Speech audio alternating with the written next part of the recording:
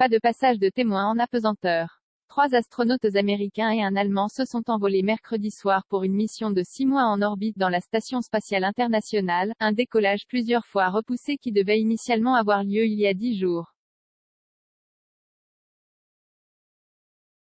Ils doivent remplacer l'équipage qui vient de quitter l'ISS, dont faisait partie le Français Thomas Pesquet, rentré sur Terre dans la nuit de lundi à mardi. Ils ont été lancés depuis la Floride par une fusée Falcon 9 de SpaceX, mercredi soir à 21h03 heure locale.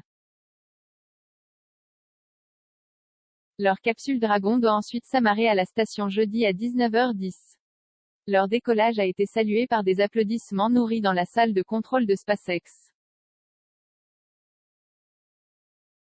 Un départ plusieurs fois a retardé les astronautes de la NASA, Raja Chari, Kayla Barron et Tom Marshburn, ainsi que l'astronaute de l'Agence spatiale européenne, ESA, Matthias Maurer, attendait en quarantaine depuis des jours au Centre spatial Kennedy.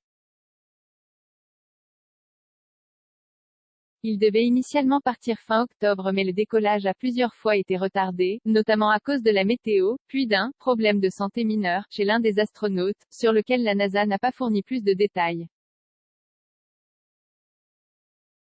L'agence spatiale a donc décidé de ramener sur Terre l'équipage de Crew 2, dont Thomas Pesquet, avant de faire décoller Crew 3. La période de passation entre les deux équipages, qui a normalement lieu en apesanteur durant quelques jours, n'a ainsi pas pu avoir lieu. La mission s'appelle Crew 3 car elle est la 3e opérationnelle vers l'ISS assurée par SpaceX pour le compte de la NASA. Mais il s'agit en réalité de la 5e fois que l'entreprise d'Elon Musk lance des humains en orbite. Avant Crew 1 et Crew 2, une mission test DEMO-2 avait acheminé 2 astronautes vers l'ISS.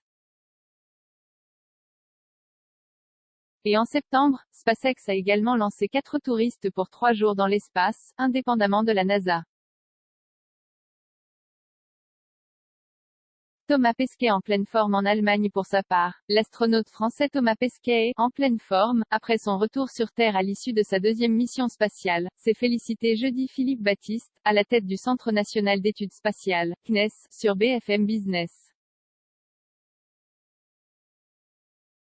Le retour de Thomas s'est super bien passé, il était en pleine forme, a déclaré Philippe Baptiste qui était mercredi à Cologne, Allemagne, pour accueillir l'astronaute dont la mission s'est conclue par un amérissage réussi au large des côtes de Floride et un retour direct en Europe, où l'attend une longue période de réadaptation à la gravité terrestre.